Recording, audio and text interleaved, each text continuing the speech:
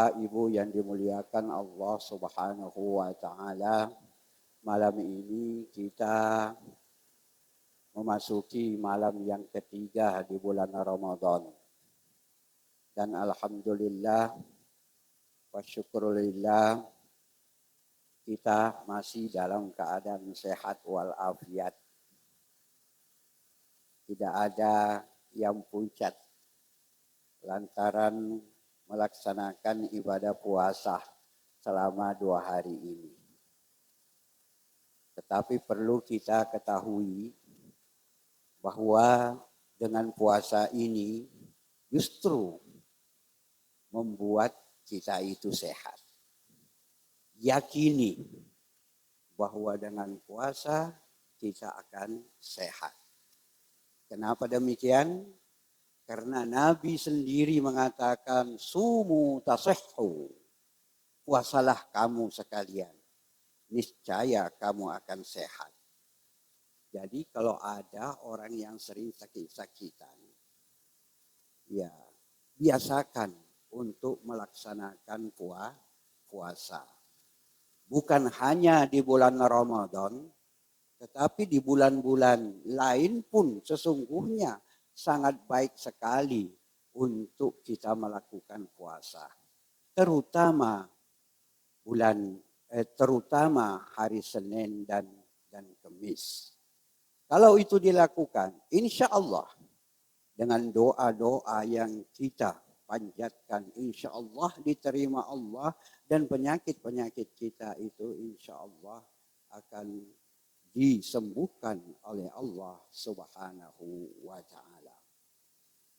Oleh sebab itu bapak-bapak, ibu-ibu, mari kita melaksanakan ibadah puasa ini dengan baik dan kita jaga.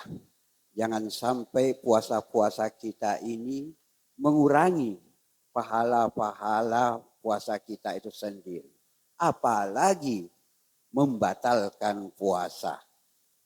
Sebab banyak hal yang kita tidak menyadari bahwa kita sendiri bisa saja puasa kita batal lantaran kita tidak bisa menjaga diri kita dari hal-hal yang membatalkan puasa. Kemudian demikian pula banyak hal-hal yang kita lakukan yang mungkin menurut kita itu adalah tidak mengurangi nilai pahala puasa kita, padahal sesungguhnya apa yang kita lakukan itu dapat mengurangi nilai pahala puasa kita. Oleh sebab itulah, maka ada ulama yang membagi bahwa puasa itu dibagi menjadi 3 bagian. Yang pertama puasanya orang awam. Orang awam ini adalah taunya bahwa bulan Ramadan itu adalah wajib berpuasa. Yang dipahami orang awam tentang puasa adalah menahan diri dari makan dan minum. Tidak makan dan tidak minum mulai terbitnya fajar hingga terbenamnya matahari. Hanya dapat melakukan menahan makan, menahan minum, dan tidak melakukan hubungan suami istri di siang hari. Hanya itu saja. Itulah yang disebut dengan puasa awam. Kemudian ada yang disebut juga puasa khawas. Puasa khawas ini selain dia dapat menahan dirinya dari makan, minum, dan melakukan hubungan suami istri di siang hari, dia dapat menjaga mulutnya dari perkataan-perkataan yang sekiranya dapat membatalkan atau mengurangi nilai-nilai puasanya. Bagaimana? Seperti berbohong. Menjaga mulutnya, lalu berbohong. Apa yang diungkapkan itu adalah mengandung kebohongan. Baik itu berbicara dengan orang tuanya maupun berbicara dengan orang lain. Dan itu mengandung nilai-nilai kebohongan. Maka nilai puasanya, pahala puasanya itu berkurang. Tidak membatalkan puasa, tetapi itu mengurangi nilai-nilai pahala puasa. Kemudian selanjutnya adalah termasuk an-namimah. An-namimah ini selalu mengadu domba antara satu dengan yang lainnya. Biasanya ini adu domba ini terjadi di berbagai sektor. Kadang-kadang di dalam berbisnis, dalam berpolitik dan lain-lainnya itu. Sering terjadi orang tanpa menyadari dalam keadaan dia berpuasa, tetapi dia mengadu domba antara satu dengan yang lainnya. Kalau ini terjadi dalam keadaan kita berpuasa, maka nilai pahala puasa kita pun itu akan berkurang. Termasuk juga melihat sesuatu an-nadaru bisyahawat. Maaf, ini an-nadaru bisyahawat ini rasa-rasanya di zaman sekarang ini susah untuk kita hindari. Terutama orang yang tidak kuat imannya. Karena apa? Karena itu dia memiliki media komunikasi, media massa, seperti HP. Seperti HP. Hati-hati bapak-bapak, ibu-ibu yang memiliki HP, sedapat mungkin di bulan puasa ini jangan terlalu seringlah melihat HP itu. Mengapa demikian? Karena HP itu kadang-kadang tanpa kita setting itu muncul dengan sendirinya gambar-gambar yang sesungguhnya ketika kita melihat, apalagi ketika kita melihat menimbulkan hal-hal yang sebenarnya tidak kita inginkan, menimbulkan nafsu, syahwat dan lain-lainnya, maka itu akan mengurangi nilai-nilai pahala puasa kita. Apalagi bapak-bapak, ibu-ibu, sengaja kita membuka situs-situsnya, itu jangankan mengurangi nilai-nilai pahala puasa kita, tetapi itu bisa membatalkan puasa kita. Apalagi kalau sambil melihat, ya biasanya anak-anak muda ini, kalau kami yang sudah tua-tua itu kan sudah biasa kan.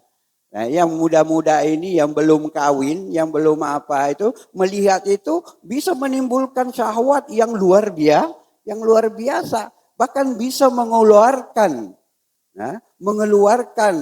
sesuatu dari jalan keluarnya itu.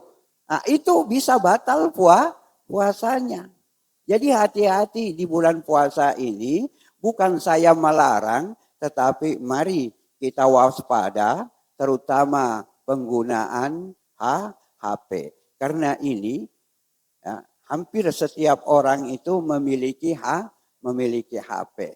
Kalaupun mau buka, silakan buka. Mungkin ada berita-berita seperti misalnya WA, silakan dibuka. Sekedar membuka WA apa yang ada di grup ataupun kiriman-kiriman kepada yang lain. Boleh jadi itu bermanfaat. Boleh jadi itu mengandung banyak positifnya. Apalagi yang diberitakan itu berkenaan dengan hal-hal berpuasa, tadarusan, mengajak untuk tadarus, mengajak untuk membaca Al-Quran, mengajak untuk bersedekah dan lain-lainnya, itu pun ada di dalam media massa.